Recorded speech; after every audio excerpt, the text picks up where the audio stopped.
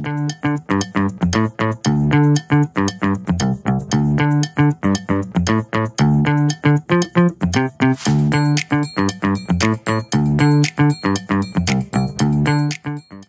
smo prezentirati naš najnoviji katalog, koji je zapravo katalog koji nosi promo segment vezan uz kalendare, noteze, rokovnike, koji neke novitete koje smo predstavili prvi put na našem tržištu. Mogu reći poseban dizajn u obliku kocke, što nije standardni proizvod. Svi smo navikli na nekakve standardne pravokutne oblike, evo malo kocka. S druge strane su nešto bogatije izbor papira, kao i izbor veća količina boja, nešto više unutar dizajna i tako dalje. Moram priznati da su svi zapravo zadovoljni s tom kockom, budući da je neobičnog oblika, svi smo navikli da kupci traže nešto novo. Pa mislim da će to biti upravo pravi pogodak za ovu sezonu promotivnih proizvoda.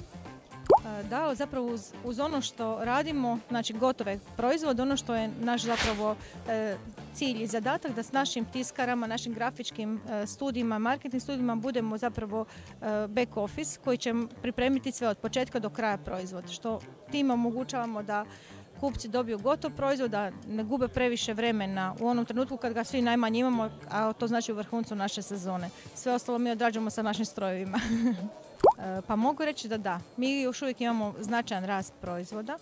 Mislim da je to zato što imamo jako dobar izbor, veliku širinu, veliku paletu kalendara, s druge strane prilagodili smo mnogim bojama, a s treće strane naši dizajni su moderni.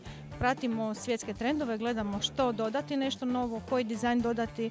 S druge strane također istaknula bi ovu opet komponentu da našim tiskarama nudimo mogućnost da oni zapravo nas uzmu gotove ili poluproizvode, što im omogućava da ne moraju oni pripremati, tiskati. Nažalost, svi su sa tom radnom snagom dosta na knap i onda im to uvelike olakšava njihov dio odrađivanja posla. Rekla bi da se izgubila ona nota da svi žele nešto jeftino. Kupci žele nešto posebno.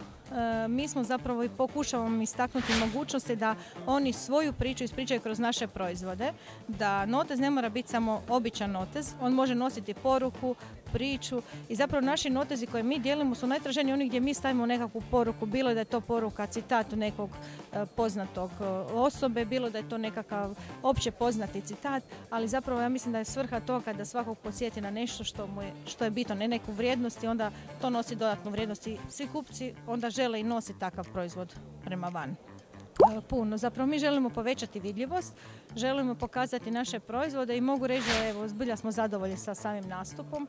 S druge strane, još uvijek smo donekle tvrtka koja širi segment, jer smo mi do prije 5-6 godina proizvodili sasvim neke druge stvari, isto od papira, ali to su bile tiskarnice, a danas je to nekakav sasvim novi segment proizvoda. Hvala i vama, evo i vidimo se do godine.